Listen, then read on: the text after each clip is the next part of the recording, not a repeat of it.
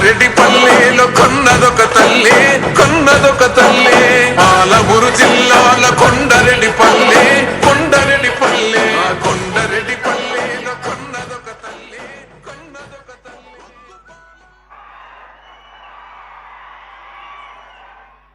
తెలంగాణ రాష్ట్ర ప్రభుత్వం తరఫున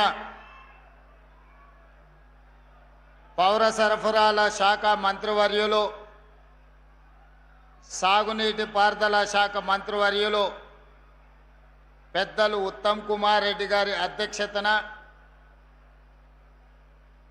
తెలంగాణ రాష్ట్రంలో రేషన్ కార్డుల పంపిణీ కార్యక్రమాన్ని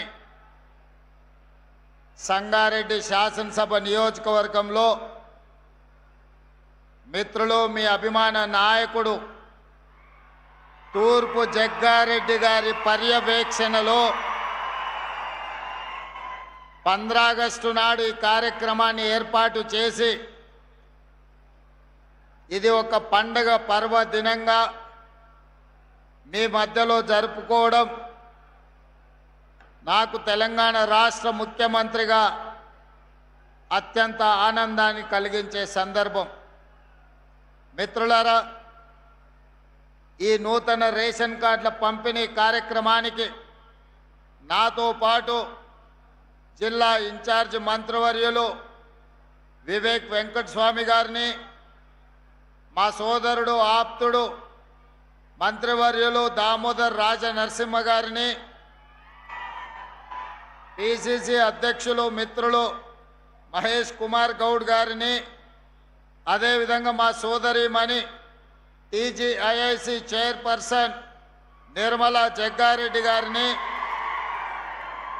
అదేవిధంగా జహీరాబాద్ పార్లమెంట్ సభ్యులు మిత్రులు సురేష్ షెట్కర్ గారిని, అదేవిధంగా నారాయణఖేడ్ శాసనసభ్యులు మిత్రులు సంజీవరెడ్డి గారిని, జూబ్లీహిల్స్ శాసనసభ్యులు నవీన్ యాదవ్ గారిని, అదేవిధంగా సెట్వైన్ కార్పొరేషన్ చైర్పర్సన్ మిత్రులు గిరిధర్ రెడ్డి గారిని, అదేవిధంగా ఫుడ్ కార్పొరేషన్ చైర్పర్సన్ ఫహీం గారిని, పార్లమెంటులో తలపడిన ఈ ప్రాంతంలో ప్రజలలో నిత్యం ఉండే నీలం మధు గారిని,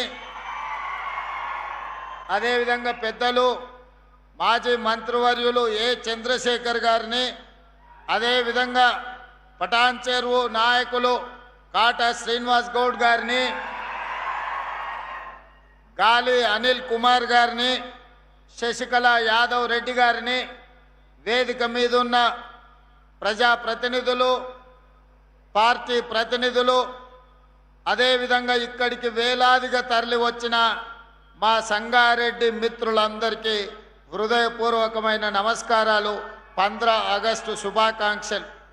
ముఖ్యంగా నేను ఎక్కడ సభ పెట్టినా మా తమ్ముడు వచ్చిండనో, మా అన్నని కలవాలనో వేలాది మంది మా ఆడబిడ్డలు ఈ వైపున ఆ వైపున ఆశీర్వదించడానికి విచ్చేసినందుకు మనస్ఫూర్తిగా మా ఆడబిడ్డలకు 15 ఆగస్టు శుభాకాంక్షలు తెలియజేస్తున్నా. మిత్రులారా, ఈ రేషన్ కార్డ్ కేవలం కాగితం మీద ఉన్న ఒక కార్డు కాదు, ఇదొక ప్లాస్టిక్ వస్తువు కాదు, ఇది మీకు ఉచితంగా బియ్యం తెచ్చిపెట్టే సాధనం కాదు, ఇది మీ ఆత్మ గౌరవం. ఎక్కడికి వెళ్ళినా మీ ఆకలి తీర్చే ఆత్మ గౌరవం. ఎవరి ముందు మీరు చేయి జాసి నిలబడాల్సిన అవసరం లేదు. ఈ రాష్ట్ర ప్రభుత్వం ఇందిరమ్మ రాజ్యంలో ఏ పేదవాడు కూడా ఆకలితో నిద్ర పడకపోకూడదు, ఆకలితో పస్తులు ఉండకూడదు అని సంకల్పంతో ఆనాటి నుంచి ఈనాటి వరకు మొట్టమొదటి భారతదేశంలో పేదలకు నిత్యావసర వస్తువులను పంచడానికి రేషన్ షాపులను కనిపెట్టిందే కాంగ్రెస్ పార్టీ. ఆనాడు శ్రీమతి ఇందిరాగాంధీ గారు ఇదే మైదానంలో ఇక్కడే బహిరంగ సభ పెట్టి మెదక్ జిల్లా ప్రజలకు విజ్ఞప్తి చేస్తే, మెదక్ పార్లమెంట్ సభ్యురాలుగా మీరు గెలిపిస్తే ఈ దేశానికి ప్రధానమంత్రిగా శ్రీమతి ఇందిరాగాంధీ గారు వన్నె తేవడమే కాకుండా ఈ ప్రాంతాన్ని పారిశ్రామిక వాడగా, ఇతర జిల్లాలు, ఇతర రాష్ట్రాలు, ఇతర దేశాల నుంచి లక్షలాది మంది ఉద్యోగ ఉపాధి అవకాశాలను ఇక్కడ శ్రీమతి ఇందిరాగాంధీ గారు కల్పించారు. ఆ ఇందిరాగాంధీ గారే కూడు గుడ్డ ఈరోజు ఉండాలి, మీకు పేదలను ఆదుకోవాలని రోటీ కప్డా ఔర్ మకాన్ అనే నినాదంతో పేదల సంక్షేమం కోసం, పేదల ఆత్మ గౌరవం కోసం అహర్నిశలు పరితపించిన గొప్ప నాయకురాలు శ్రీమతి ఇందిరాగాంధీ గారు. ఆ ఇందిరాగాంధీ గారిని ఆదర్శంగా తీసుకొని ఈనాడు మన ప్రజాపాలనలో ప్రజాప్రభుత్వం పేదలకు సంక్షేమాన్ని అందించడము మా బాధ్యతగా, సామాజిక చైతన్యంతో కూడుకున్న భరోసాని ఇవ్వడము ఈరోజు మా బాధ్యతగా భావించి ఈరోజు ఈ సంక్షేమ పథకాలను అమలు చేస్తున్నాం. మిత్రులారా, ఉచిత కరెంటు గురించి ఒక ఆయన మాట్లాడతాడు, సన్న బియ్యం గురించి ఇంకొక ఆయన మాట్లాడతాడు, ఇందిరమ్మ ఇండ్ల గురించి ఇంకొక ఆయన మాట్లాడతాడు, ఈనాడు ఫీజు రియంబర్స్మెంట్ గురించి ఇంకొక ఆయన ప్రశ్నిస్తున్నా అంటాడు, లేకపోతే ఆరోగ్యశ్రీ గురించి ఇంకొక ఆయన నేను ఈ ప్రభుత్వాన్ని నిలదీస్తా అని అంటాడు. నేను అడగదలుచుకుని ఈ వేదిక మీద నుంచి బీజేపీ బీఆర్ఎస్ వేరు వేరు కాదు, నాణానికి బొమ్మ బొరుసు లాంటి వాళ్ళే బీజేపీ బీఆర్ఎస్ వాళ్ళని నేను అడుగుతున్నా. 10 ఏళ్ళు మీరు, 12.5 సంవత్సరాలు మోడీ గారు ఉన్నారు. ఏ రాష్ట్రంలో అయినా ఈనాడు ఈ వేదిక మీద నుంచి ఇద్దరు నాయకులను 10 సంవత్సరాలు గత ప్రభుత్వం ఎన్నడైనా పేదవాడికి సన్న బియ్యం ఇవ్వాలని, సంటి పిల్లలకు బుక్కెడు పువ్వ పెట్టాలని కలలోనైనా మీరు ఆలోచన చేసిండ్రా? ఆనాడు మీరు ఇచ్చిన దొడ్డు బియ్యం పశువులకు, పశువుల దాన కోసమో, కోళ్ళ దాన కోసమో, ఇథనాల్ తయారీ కోసమో, లేకపోతే ఇతర బీర్ల కంపెనీలకు రూపాయకో అగ్గోకో సబ్బుకో అమ్ముకునే పరిస్థితి. ఈరోజు మా అక్కల్ని అడుగుతున్నా, నా ఎదురుగా ఉన్నారు, ఆ 10 సంవత్సరాలు దొడ్డు బియ్యం ఎన్నడైనా వండి మీ బిడ్డలకు బుక్కెడు పువ్వ పెట్టినరా? మీరు ఒక్కసారి ఆలోచన చేసి ఆ ప్రభుత్వానికి ఒకసారి గుర్తు చేయండి, ఆనాటి నాయకులకు. ఈనాడు ఈ ప్రభుత్వం పెద్దలు ఉత్తమ్ కుమార్ రెడ్డి గారి నేతృత్వంలో హుజూర్ నగర్లో సన్న బియ్య కార్యక్రమం ప్రారంభించి రేషన్ కార్డులకు సంబంధించి తుంగతుర్తిలో కార్యక్రమాన్ని తీసుకున్న తర్వాత ఈరోజు 3,48,00,000 ప్రజలకు ప్రతి నెల 2,16,000 క్వింటాల సన్న బియ్యాన్ని మీ ఇంటి దగ్గరికి ఈరోజు తెచ్చిస్తున్న మాట వాస్తవం కాదా? 17,000 పైచలకు రేషన్ షాపుల్లో ఈరోజు సన్న బియ్యం మా ఆడబిడ్డలు తీసుకెళ్తున్న మాట వాస్తవం కాదా? ఇవాళ నేను అడుగుతున్న మా అక్కల్ని, అక్క, ఉత్తమ్ కుమార్ రెడ్డి గారు ఇచ్చే సన్న బియ్యం ఎప్పుడైనా బర్రెల దాన కిందనో కోళ్ళ దాన కిందనో వాడినరా? ఆనాడు దొడ్డు బియ్యం బర్రెలకో కోళ్ళకో దానగా వాడితే ఈనాడు ఉత్తమ్ కుమార్ రెడ్డి గారు ఇచ్చే సన్న బియ్యం సంటి బిడ్డలకు బుక్కడి బువ్వ పెడుతురు. కుటుంబం మొత్తం కడుపు నిండా ఈరోజు బుక్కడి బువ్వ తింటున్నారు, కంటి నిండా నిద్రపోతున్నారు. ఆనాడు 60 రూపాయలు ఉన్న సన్న బియ్యం ఈరోజు రేషన్ షాపుల్లో మనం ఈ బియ్యం ఇవ్వడంతో 45-50 రూపాయలకు తగ్గి 10 నుంచి 15 రూపాయలు మార్కెట్లో సన్న బియ్యం ధర తగ్గడానికి ఈరోజు ఉత్తమ్ కుమార్ రెడ్డి గారు అందిస్తున్న సన్న బియ్యం కారణం కాదా అని నేను అడుగుతున్న మిత్రులారా, కాంగ్రెస్ వస్తే కరెంటు ఉండదు, కాంగ్రెస్ వస్తే కరెంటు కోతలు అన్నారు.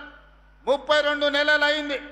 ఈరోజు రైతాంగాన్ని నేను అడుగుతున్నా, ఏ ఒక్క క్షణమైన కరెంటు పోయిందా? ఈరోజు రాష్ట్రంలో గ్రామీణ ప్రాంతాల నుంచి తండాలలో, గూడాలలో, మారుమూల పల్లెల్లో ఉచిత కరెంటును అందిస్తున్న మాట వాస్తవం కాదా? ఈనాడు రైతులు ఆనందంగా వ్యవసాయం చేసుకుంటున్న మాట వాస్తవం కాదా? ఆనాటి ముఖ్యమంత్రి ఒరేసుకుంటే ఉరేసుకున్నట్టే అని ఆనాడు చెప్పిండు. ఆయన మాత్రం పక్కనే ఉన్న మెదక్ జిల్లాలో ఫామ్ హౌస్లో 100 ఎకరాలలో ఒరేసుకొని 4,200 రూపాయల క్వింటాల్కు కావాల్సిన కంపెనీలకు అమ్ముకున్నాడు. ఆనాడే నేను చెప్పిన, తెలంగాణ రాష్ట్ర రైతాంగం కాంగ్రెస్ అధికారంలోకి వచ్చిన తర్వాత మీరు పండించే వరి ధాన్యాన్ని మేము కొనుగోలు చేస్తామని చెప్పినాం. ఈనాడు మీరు పండించిన వరి ధాన్యాన్ని కొనుగోలు చేయడమే కాదు, ఉత్తమ్ కుమార్ రెడ్డి గారు 500 రూపాయల బోనస్ ఇచ్చి చివరి గింజ వరకు మీ పంటలను కొన్న చరిత్ర ఈనాటి ప్రభుత్వంలో మీ కళ్ళతోనే చూస్తున్నారు కదా. మరి ఆనాటి ప్రభుత్వానికి ఎందుకు ఈ చిత్తశుద్ధి లేకుండా పోయింది? ఒరేసుకుంటే ఉరేసుకున్నట్టే అని చెప్పి ఆయన పొలంలో వందలాది ఎకరాలల్లా వరి పండించుకున్న విషయాన్ని తెలంగాణ ప్రజలు మర్చిపోయినారని అనుకుంటున్నారా? మరి ఈనాడు మీకోసం కష్టమైన బరువైన 500 రూపాయల బోనస్తోని ఈరోజు వడ్లు కొనుగోలు చేయడమే కాదు, ఆ వడ్లను బియ్యంగా మార్చి 3,48,00,000 మంది పేదలకు సన్న బియ్యాన్ని అందించే కార్యక్రమాన్ని మన ప్రభుత్వం ముందుకు తీసుకెళ్తున్నది కదా. ఈ రకంగా ఆనాడు రైతు బంధు అన్నాడు, 10,000 రూపాయలు ఎకరాకన్నాడు. నేను రైతు బంధు చేయలేదు, రైతు భరోసా మీద ఇంకా 2,000 పెంచి 12,000 రూపాయలు ఎకరాకి ప్రతి సంవత్సరం 32 నెలల్లో 36,000 కోట్ల రూపాయలు రైతు భరోసా పథకం కింద 70 లక్షల రైతుల ఖాతాలలో మా ప్రభుత్వం ఇందిరమ్మ రాజ్యంలో ఈరోజు రైతుల ఖాతాలో నగదు బదిలీ చేసినాం. నేను సవాలు విసురుతున్న చంద్రశేఖరరావు గారికి, నీ జిల్లా గడ్డ మీద నుంచి రా, శాసనసభలో చర్చిద్దాం. రైతుల కోసం మేము చేసిన మేలు ఏందో, మీరు చేసిన అన్యాయం ఏందో ఈరోజు మాట్లాడదామని నేను అంటున్నా. అదేవిధంగా ఆనాడు 1,00,000 రూపాయల రుణమాఫీ అన్నాడు, 4 విడతలు అన్నాడు, అసలు ఇస్తా అన్నాడు, మిత్తి ఇస్తా అన్నాడు. 2 సార్లు ముఖ్యమంత్రి అయినా 6 లక్షల రూపాయల రుణమాఫీ చేయలేదు. ఆయన ఇచ్చిందంతా మిత్తికే సరిపోయింది.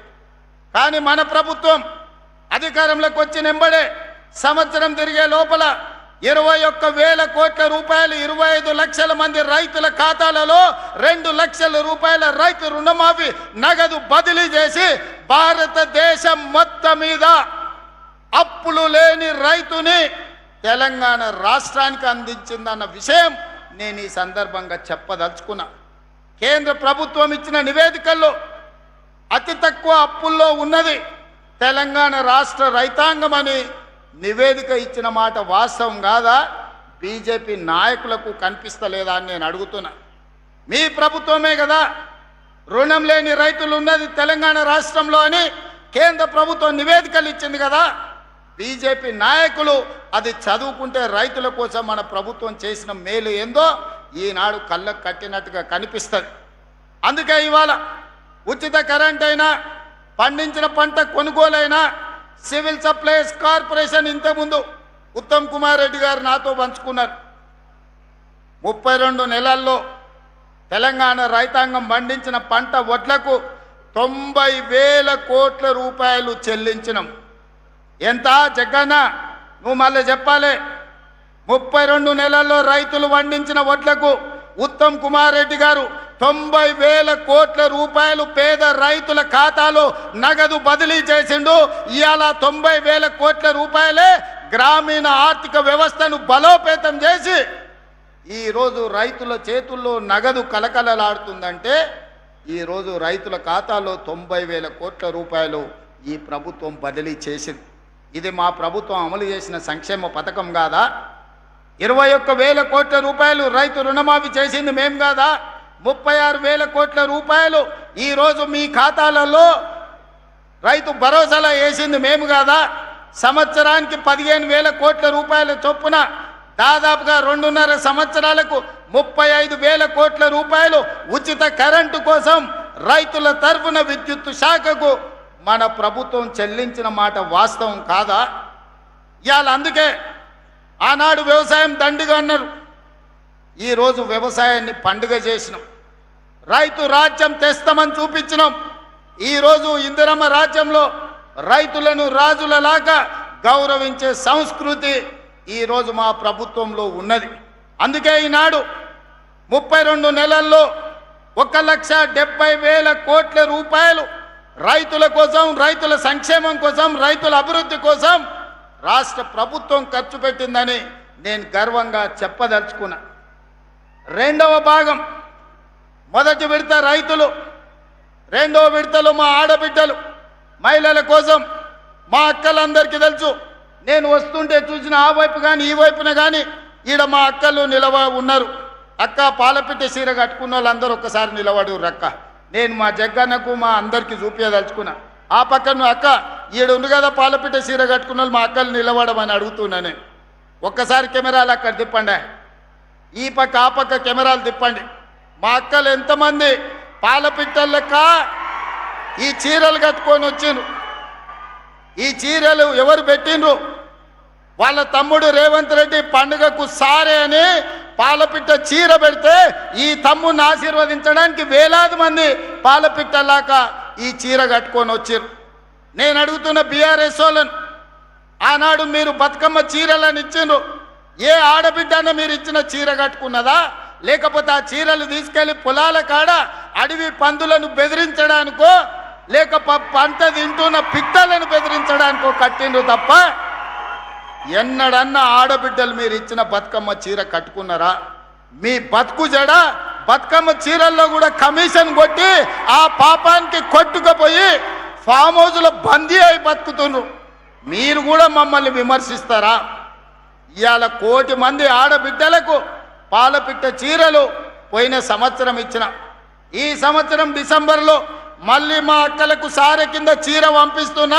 ఈసారి చిలకపచ్చ చీర పంపిస్తా. మా అక్కలందరూ సంతోషంగా పండుగ పూట ప్రభుత్వ కార్యక్రమాల్లో వచ్చే సంవత్సరం చిలకపచ్చ చీర కట్టుకొని రావాలి. అదేవిధంగా స్వయం సహాయక సంఘాలు ఆనాడు 0 వడ్డీ గుండు సూన పెడితే సీతక్క వచ్చిన తర్వాత మా ప్రభుత్వంలో భట్టి గారు 60,000 కోట్ల రూపాయలు 0 వడ్డీతోని ఆడబిడ్డలకు ఇప్పించి బ్యాంకు లింకేజ్ ఈరోజు 2,000 కోట్ల రూపాయలు ఈరోజు మిత్తి కింద బ్యాంకులకు చెల్లించడం. ఇదే కాదు, ఈనాడు పెట్రోల్ బంకుల వ్యాపారం చేస్తున్నారు. ఈనాడు హైటెక్ సిటీ పక్కన స్టాల్స్ పెట్టి ప్రపంచానికి వాళ్ళు ఉత్పత్తి చేసిన వస్తువులను అమ్ముతున్నారు. అదేవిధంగా ఈనాడు సోలార్ విద్యుత్ ఉత్పత్తి చేస్తున్నారు. మా ఆడబిడ్డలకు ప్రభుత్వం వచ్చిన 2వ రోజే డిసెంబర్ 9, 2023 నాడు మహాలక్ష్మి పథకం ద్వారా ఆర్టీసీ బస్సుల్లో ఉచిత ప్రయాణాన్ని అందించినాం. ఆ ఎల్లా అడిగారు మా అక్కలు, అయ్యా కండక్టరు మరి టికెట్ పైసలు అడిగితే ఏం చెప్పాలని. నేను ఒకటే చెప్పిన మా అక్కలకు, అక్క మీ పర్సులో మీ తమ్ముని ఫోటో పెట్టుకోండి. ఎవరన్నా కండక్టర్ బస్ కిరాయి అడిగితే ఇట్లా తీసి ఫోటో చూపించి మా తమ్ముడు పట్నంలో ఉంటాడు, బస్ కిరాయి పైసలు ఇస్తాడు, పోయి అడుగుపోను రాని. ఇవాళటి వరకు మా అక్కల్ని అడుగుతున్నా, అమ్మగారింటికి పోయినా అమ్మవారిని దర్శించుకోనికి పోయినా ఎవరన్నా మిమ్మల్ని బస్ కిరాయి అడిగినరా? అక్క ఎవరన్నా కిరాయి కట్టమని అడిగినరా? చెయ్యి అడ్డం పెడితే బస్ ఆపీరు, మీరు దిగుతున్న కాడ దించిపోయినరు తప్ప ఎవరన్నా ఒక్క పైసా మిమ్మల్ని అడిగినరా? ఇది ఉచితంగా రాలే. మీ తరఫున మంత్రి పొన్నం ప్రభాకర్ గారికి 11,000 కోట్ల రూపాయలు 32 నెలల నేను బస్ కిరాయిలు కట్టిన మా ఆడబిడ్డల కోసం. ఒక్క పైసా వాళ్ళని అడగొద్దు, అన్ని పైసలు ఎన్ని కోట్లైనా నేనే కడతా. రాష్ట్రం నలుమూలల మా ఆడబిడ్డలు ఎక్కడికి పోయినా, అమ్మగారింటికి పోయినా, అమ్మవారిని దర్శించుకోవాలన్నా అంతకుముందు ఇంటి ఆయన కాడ చేయి చాపితే ఈసడించుకునేటోళ్ళు. అత్తనేమో అమ్మ పోయి వంటింట్లో వంట చేయిపో, రొట్టెలు చేయిపో అని అనేది అత్త అమ్మగారింటికి పోయేస్తా అంటే. ఇవాళ మా అక్కలకి ఎవరిని అడగాల్సిన పని లేదు. ఇంటి ఆయన బాయికాడికి పోతే అమ్మగారింటికి పోయి అమ్మని చూసి మళ్ళీ ఇంటికి వచ్చేటట్టు వెసులుబాటు ఉన్నది ఇవాళ. మరి ఈ బస్సులు ఉచితంగా మీకు ఇచ్చిన మాట వాస్తవం కాదా అక్క? ఇవాళ మీకోసం 1000 బస్సులు కొనిచ్చి బస్సులో ఉచిత ప్రయాణమే కాదు 1000 బస్సులకి మిమ్మల్ని యజమానులను చేసిన మాట వాస్తవం కాదా? ఆ ఎల్ల రిలయన్స్, అదానీ, అంబానీలు విద్యుత్తు లేకపోతే పెట్రోల్ వ్యాపారంలో ఉంటే ఇవాళ మా ఆడబిడ్డలకు ఆ వ్యాపారం అందుబాటులోకి తెచ్చింది నిజం కాదా? బడి పిల్లలకు 27 లక్షల మంది పిల్లలకు బట్టలు కుట్టే బాధ్యత ఆనాడు పెద్ద పెద్ద కంపెనీలకు ఇస్తే ఆ కంపెనీలను మెడల్ పట్టి దొబ్బి ఈ ఆడబిడ్డలకు ఇచ్చిన మాట వాస్తవం కాదా? 27,000 స్కూళ్ళు రాష్ట్రంలో ఉంటే స్కూళ్ళ మెయింటెనెన్స్ మొత్తం అమ్మ ఆదర్శ పాఠశాల పేరు మీద మా ఆడబిడ్డలకు అప్పచెప్పిన మాట వాస్తవం కాదా? ఇవాళ ప్రతిదీ ఇందిరమ్మ ఇల్లు మొదటి విడత 4.5 లక్షలు, రెండో విడత 2.5 లక్షలు, 7 లక్షల ఇందిరమ్మ ఇల్లు ఇస్తే ఆడబిడ్డల పేరు మీదనే ఇల్లు ఉండాలి అని ఆడబిడ్డల పేరు మీద ఇవాళ ఇందిరమ్మ ఇల్లు మంజూరు చేసి 5 లక్షల రూపాయలు ఉచితంగా మీ ఖాతాలో వేస్తున్న మాట వాస్తవం కాదా? ఊరున ఇవాళ ఇందిరమ్మ ఇండ్లు కట్టుకుంటున్నది నిజం కాదా? అందుకే ఆయన చెప్పిన, ఇవాళ మళ్ళీ చెప్తున్నా, ఆనాడు ఊరిచ్చిండు, 2 బెడ్రూమ్ ఇండ్లు అన్నాడు, డబ్బా కొట్టిండు. ఆ రోజు కొడుకు వస్తే కొడుకు కోడలు ఉంటే ఆడుంటారు, అల్లుడు బిడ్డ వస్తే ఏడవంటారు, కోడి పిల్లను కుక్క పిల్లను ఉంటే ఏడగట్టేసుకుంటారు అని అహనా పెళ్ళంటలో కోట శ్రీనివాసరావు కోడిని పైన కట్టి కింద ఉత్తపువ్వ తిన్నట్టు ప్రజలకు కథలుగా చెప్పిండు ఆయన. మీకు డబుల్ బెడ్రూమ్ ఇండ్లు రాలే, ఆయనకు మాత్రం 1000 ఎకరాల ఫామ్ హౌస్ వచ్చింది, కొడుకుకు 100 ఎకరాల ఫామ్ హౌస్ వచ్చింది, బిడ్డకు 50 ఎకరాల ఫామ్ హౌస్ వచ్చింది, అల్లుడికి 25 ఎకరాల ఫామ్ హౌస్ వచ్చింది. మన పేదోళ్ళకు మాత్రం డబుల్ బెడ్రూమ్ ఇల్లు రాలే. నిజంగానే ఆ ప్రభుత్వానికి చిత్తశుద్ధి ఉంటే సంవత్సరానికి 2 లక్షల ఇండ్లు కట్టినా 10 ఏళ్లలో 20 లక్షల ఇండ్లు కట్టే అవకాశం ఉండే, 20 లక్షల పేదోళ్లను ఓ ఇంటి వాళ్ళని చేసి వాళ్ళ ఆత్మ గౌరవాన్ని నిలబెట్టే అవకాశం ఉండే. కానీ ఏ రోజు కూడా ఆయనకు సోయి లేదు. ఆయన సోకుల మీదనే ఆయనకు ఆలోచన. 10 ఎకరాలల్లా ప్రగతి భవన్ అని పెద్ద గడి కట్టుకున్నాడు, ఫామ్ హౌజులు కట్టుకున్నాడు, కానీ మీకు మాత్రం ఇయ్యలే. కానీ మీ తమ్ముడు 2 ఏళ్లల్లా 7 లక్షల ఇండ్లు పేదలకు కట్టించి ఊరూర ఇందిరమ్మ ఇండ్లున్నాయి. అందుకే ఆ రోజు చంద్రశేఖరరావు గారికి సవాల్ విసిరిన, ఏ ఊరిలో నువ్వు డబుల్ బెడ్రూమ్ ఇండ్లు కట్టించినవో ఆ ఊర్లో ఓట్లు నువ్వేపించుకో, ఏ ఊర్లో ఇందిరమ్మ ఇండ్లు నేను కట్టించునో ఆ ఊర్లో నేను ఓట్లు వేయించుకుంటా, నీకు డిపాజిట్ వస్తే చూస్తా అని సవాల్ విసిరిన. ఇవాళ కూడా సవాల్కు కట్టుబడి ఉన్నా. హనుమాన్ల గుడి లేని ఊరు ఉండొచ్చు, నీళ్ళ ట్యాంకు లేని ఊరు ఉండొచ్చు, రోడ్డు లేని ఊరు ఉండొచ్చు, బడి లేని ఊరు ఉండొచ్చు, ఇందిరమ్మ ఇండ్లు లేని ఊరు తెలంగాణ రాష్ట్రంలో లేదు, ఉండదు. ఇవాళ ఇందిరమ్మ ఇండ్లు గ్రామాన అందించినాం. ఇవాళనే 2.5 లక్షల పెన్షన్లు మంజూరు చేసినాం. మా అక్కలందరికీ సూచన చేస్తున్నా, వితంతువులు కానీ, ఒంటరి మహిళలు కానీ, భర్తలు చనిపోయిన వాళ్ళు కానీ ఎవరున్నా అప్లికేషన్ పెట్టుకోండి. సాచ్యురేషన్ ఎన్ని లక్షల మంది ఆడబిడ్డలు వితంతువులు కానీ ఒంటరి మహిళలు ఉంటే ఎన్ని లక్షల మంది ఉన్నా అందరికీ పెన్షన్ ఇచ్చే బాధ్యత నాది, మీ తమ్ముడిది, మిమ్మల్ని ఆదుకునే బాధ్యత నాది. అదేవిధంగా చేనేత కార్మికులు అర్హులైన వాళ్ళందరికీ ఇస్తా, గీత కార్మికులకు అర్హులైన వాళ్ళ అందరికీ ఇస్తా. అదేవిధంగా వివిధ రకాల వ్యాధులు ఉన్న వాళ్ళకు కూడా ఈనాడు పెన్షన్ ఇవ్వాలని మన ప్రభుత్వం నిర్ణయం తీసుకున్నది. ఇవన్నీ సంక్షేమం ఇందిరమ్మ రాజ్యంలోనే సాధ్యమవుతుంది, కాంగ్రెస్ ప్రభుత్వంలోనే ఇవన్నీ అమలు జరుగుతాయి. అందుకే మిత్రులారా, ఇందిరమ్మ రాజ్యం అంటేనే మహిళా ప్రభుత్వం. సోనియమ్మ నాయకత్వంలో, ప్రియాంక గాంధీ నేతృత్వంలో, ఇందిరాగాంధీ గారి ఆశీర్వాదంతో నిర్మలా జగ్గారెడ్డి గారు సంగారెడ్డిలో చేసే సేవ మహిళలకు మొదటి ప్రాధాన్యత ఉంటుంది. మా ప్రభుత్వంలో మహిళలకు గౌరవం ఉంటుంది, బాధ్యత ఉంటుంది. ఈరోజు పరిపాలనలో వాళ్ళ భాగస్వాములు అవుతారు. 5 ఏళ్ళు మంత్రి అనోడు ఒక మహిళకు ఈరోజు మహిళల గురించి ఉద్ధరించే మాటలు మాట్లాడుతున్నాడు. ఒక్కసారి ఆలోచన చేసి ఇట్లా మాట్లాడేటోళ్ళకు ఒకటే మందు, రొట్టెలు చేసినప్పుడు సలాకి ఎర్రగాల్చి వాతలు పెడితే ఇట్లాంటి తప్పుడు మాటలు తక్కువ మాట్లాడతారు. అందుకే మిత్రులారా, మహిళల తర్వాత నిరుద్యోగ యువకులు, విద్యార్థులు ఈ రాష్ట్రాన్ని ముందుకు నడిపిస్తున్నారు. ప్రభుత్వ ఉద్యోగాలలో ఆనాడు తెలంగాణ ఉద్యమమే ఉద్యోగాల కోసం. మరి ఆ ఉద్యోగాలు ఇవ్వకుండా ఇంటి నిండా వాళ్ళు ఉద్యోగాలు తీసుకున్నారు. ఆయన ముఖ్యమంత్రి అయిండు, అల్లుడు మంత్రి అయిండు, కొడుకు మంత్రి అయిండు, బిడ్డ ఎంపైంది, సటకుని కొడుకు ఎంపైండు, చుట్టాలోళ్ళు బొచ్చడు మంత్రులైన కోట్ల రూపాయలు 100 కోట్లు సంపాదించుకోరు. మన పిల్లలకు మాత్రం నౌకరు ఇయ్యలే. బిడ్డను ఓడిస్తే మళ్ళీ ఇచ్చిండు, చుట్టాన్ని ఓడిస్తే మళ్ళీ ఇచ్చిండు, మనకు మాత్రం నోటిఫికేషన్లు ఇచ్చిండు, ప్రశ్నపత్రాలు అమ్ముకున్నాడు. పిల్లలకు మాత్రం నౌకర్లు ఇయ్యలే. నేను వచ్చిన మొదటి సంవత్సరంలోనే లెక్క గట్టి 70,000 పైగా ప్రభుత్వ ఉద్యోగ నియామకాలు చేపట్టినాం. మా దామాన్ని ఇప్పుడే చెప్పిండు, 16,000 మంది మెడికల్ అండ్ హెల్త్లో ఇస్తే 10,000 మంది నర్సులను అంటే ఆడపిల్లలకు ఉద్యోగాలు ఇచ్చినామని ఇంతకుముందే మా దామాన్న చెప్పిండు. 70,176 ప్రభుత్వ ఉద్యోగాలు తెలంగాణ రాష్ట్రంలో ఇప్పటికీ నియామకాలు చేపట్టినాం. ఇప్పుడు దాదాపుగా ఇంకొక 10,000 ఉద్యోగాలకు ఈరోజు నోటిఫికేషన్లు ఇచ్చినాం. పిల్లలందరూ కూడా జాగ్రత్తగా చదివి పోటీ పరీక్షలకు ప్రిపేర్ కాండి. వయసు రిలాక్సేషన్ కావాలంటే ఇచ్చిన భవిష్యత్తు ఖాళీలు కూడా ప్రతి 6 నెలలకు పోటీ పరీక్షలు నిర్వహిస్తా, ఏ ఖాళీలను కూడా గాలికి వదిలేయను, నియామకాలు చేపట్టి మీరు పరీక్షలు రాసుకునే అవకాశం కల్పిస్తా. నిరుద్యోగ యువకులకు నా సూచన ఒక్కటే, వాడో వీడో వస్తాడు, రెచ్చగొడతాడు, మాయ మాటలు చెప్తారు, మందు పెట్టినట్టు పట్టుకపోతారు. మీరు చూసిండ్రు కదా, ఎలా అగ్గిపెట్టే రావు, అఘోరా రావు, అగ్గిపెట్టే రావు 100 పెట్టి సీస నిండా పెట్రోల్ తెచ్చుకోండు, 10 పైసలు అగ్గిపెట్టే మర్చిపోయిండు. పెట్రోల్ పోసుకొని డ్రామా బాగా చేసిండు. మా మీడియా మిత్రులు కూడా మా ఊరు 6 అడుగులు ఉన్నాడు, తాటి చెట్టు లెక్క ఏదో చేసినట్టు ఉన్నాయని అన్ని టీవీలలో చూపించారు.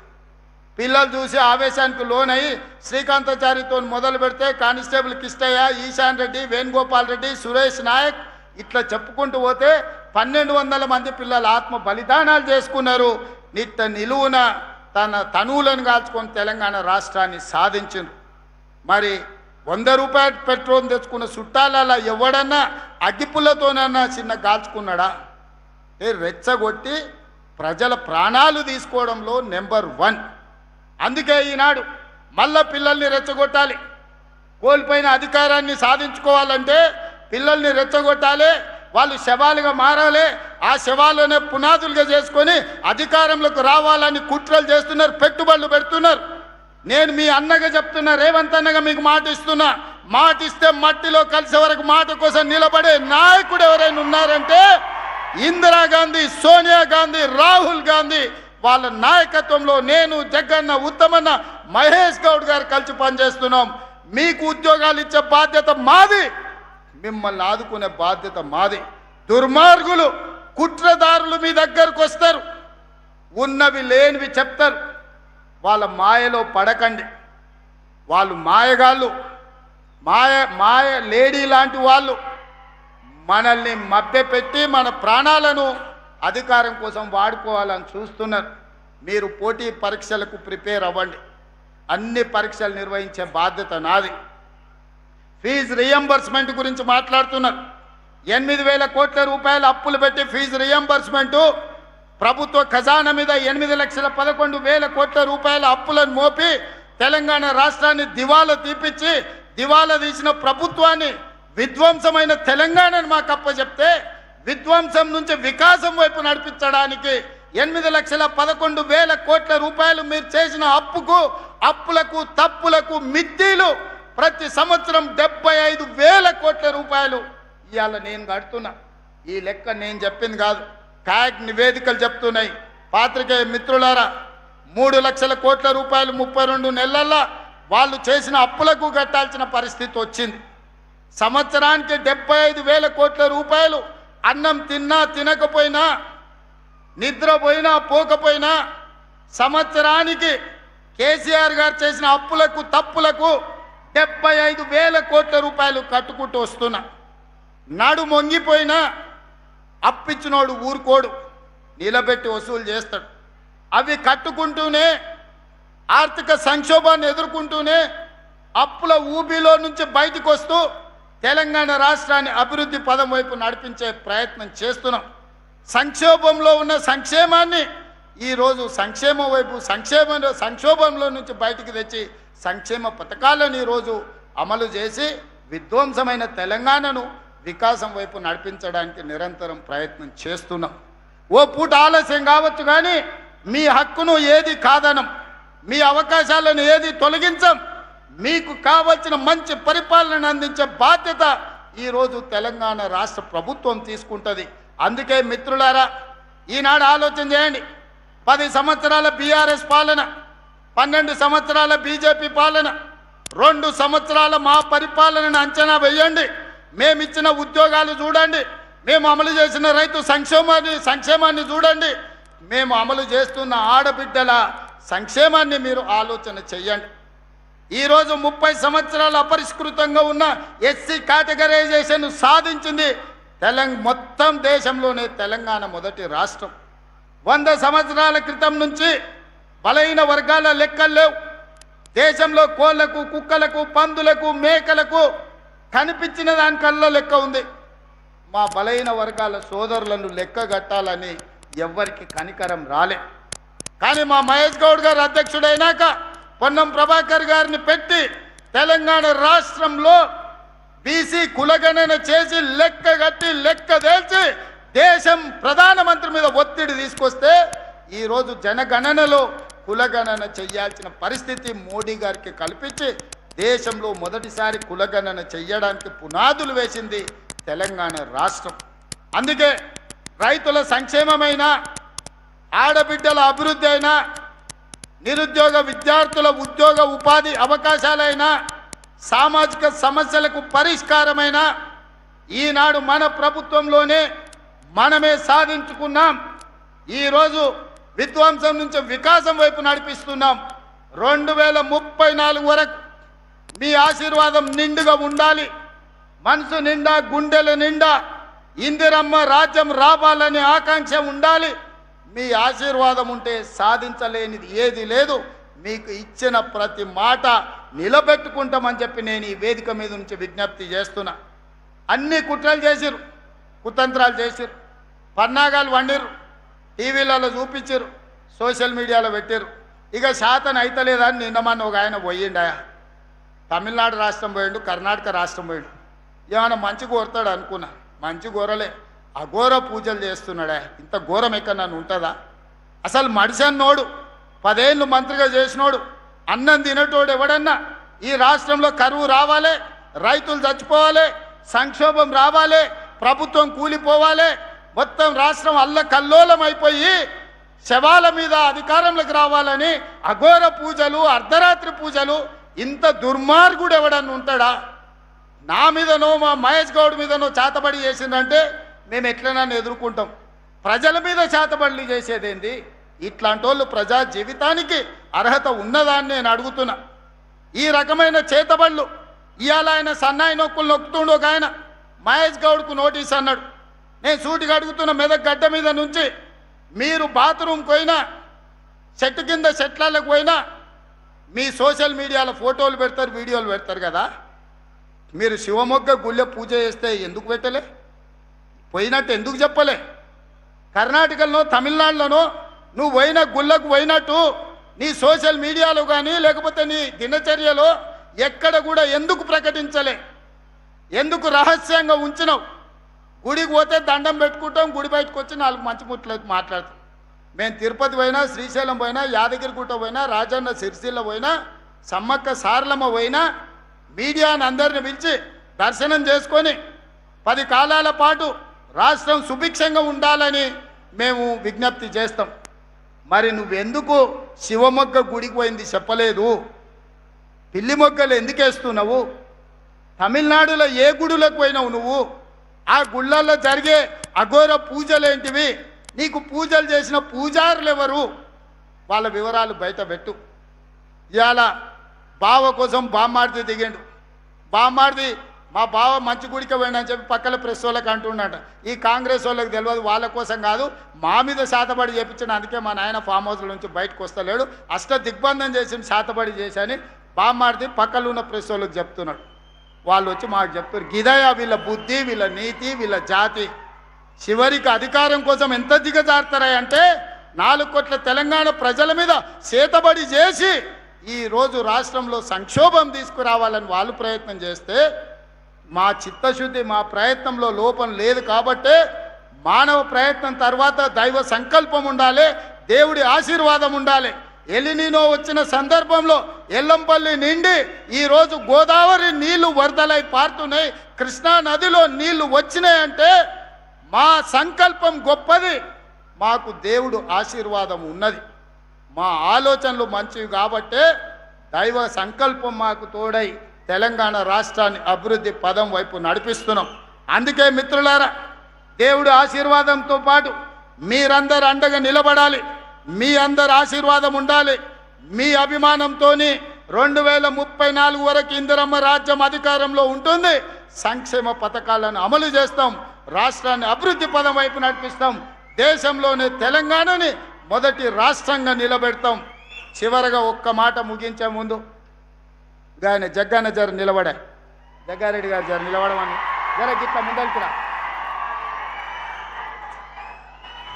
ఈయన మీ నాయకుడే కదా, నాకైతే ఫ్రెండు, నీకైతే నాయకుడైనా, నాకు 30 ఏళ్ళ నుంచి దోస్తీనా. ఈయన అప్పుడప్పుడు నేను నిలబడను, నేను అది కాదు, నేను ఇది కాదు అని ఏదేదో మాట్లాడుతున్నాడు. ఈయన నిలబడేది నిలబడంది నేను కానీ, మా మహేష్ గౌడ్ కానీ, మా ఉత్తమన్న కానీ నిర్ణయించాం. జగ్గారెడ్డి కూడా నిర్ణయించలేడు. జగ్గారెడ్డి నిలబడాలన్నా వద్దా, నిలబడితే యాడ నిలబడాలనో రాహుల్ గాంధీ డిసైడ్ చేస్తాడు. రాహుల్ గాంధీ డిసైడ్ చేస్తాడు. నేను కార్యకర్తలకు చెప్పదలుచుకున్నా, ఇంకోసారి జగ్గారెడ్డి నేను నిలబడతలేను, అది లేదు ఇది లేదంటే వారం రోజులు రూమ్లు వేసి బంద్ పెట్టి అన్నం పెట్టకూరి. నిలబడేది నిలబడింది, నిలబడితే ఏడ నిలబడేది ఆయన చేతిలో లేదు. అది రాహుల్ గాంధీ గారు నిర్ణయిస్తాడు. ఆయన రాముడైతే ఈయన హనుమంతుడు, మీకు తెలుసు కదా. రాముడు ఆజ్ఞ హనుమంతుడు, గీత కూడా దాటాడు, చిన్న లైన్ కూడా దాటాడు. కాబట్టి మీరు అదృష్టవంతులు, ఒక రకంగా దురదృష్టవంతులు. జగ్గన్న గెలుచుంటే ఇవాళ ముఖ్యమైన పాత్రలో ప్రభుత్వంలో ఉండేటోడు. మీ దురదృష్టం అది. కానీ మీ అదృష్టం ఏంటంటే ఓడిపోయినా మీ ఎంబడే పిచ్చోన్లాగా మీతోనే తిరుగుతున్నాడా.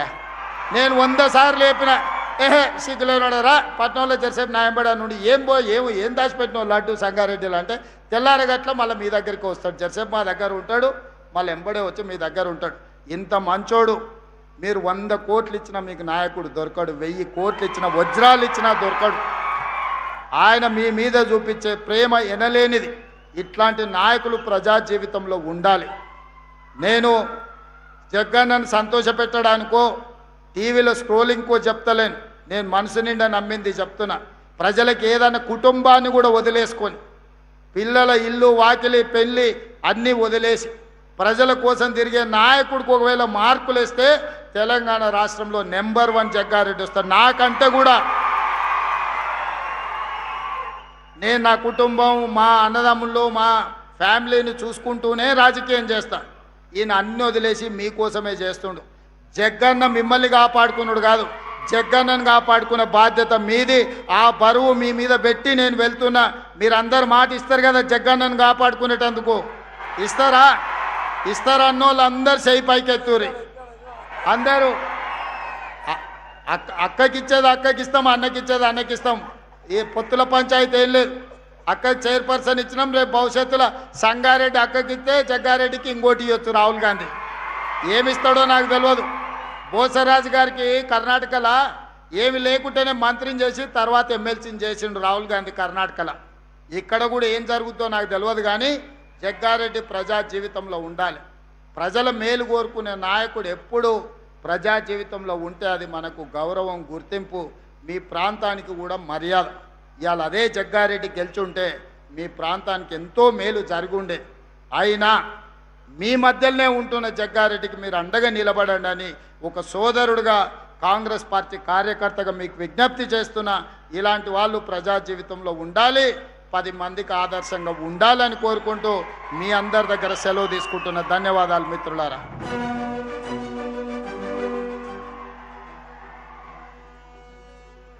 ఈ జాతీయ పండుగ వేళ గౌరవ ముఖ్యమంత్రి గారి చేతుల మీదుగా స్మార్ట్ కార్డు పంపిణీ అనేక కుటుంబాల్లో పండగ. మల్లయ్య గారి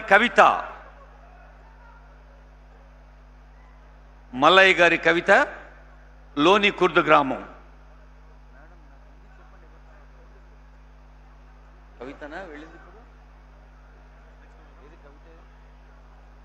కవితకు శుభాకాంక్షలు తల్లి.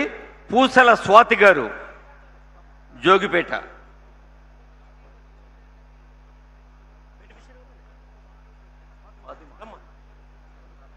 సోనుబా ఫాతిమా గారు సంగారెడ్డి.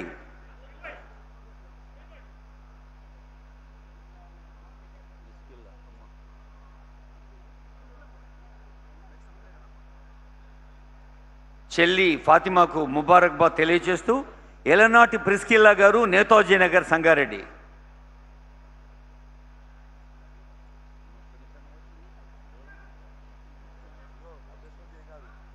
సబావత్ సునీత గారు మామిడిపల్లి తాండా.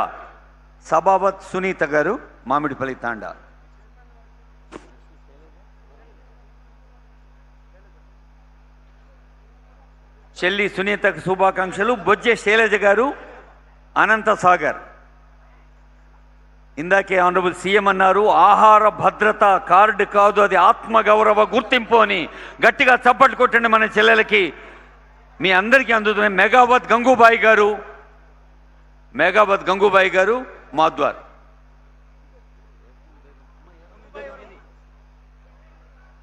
యాస్మిన్ బేగం గారు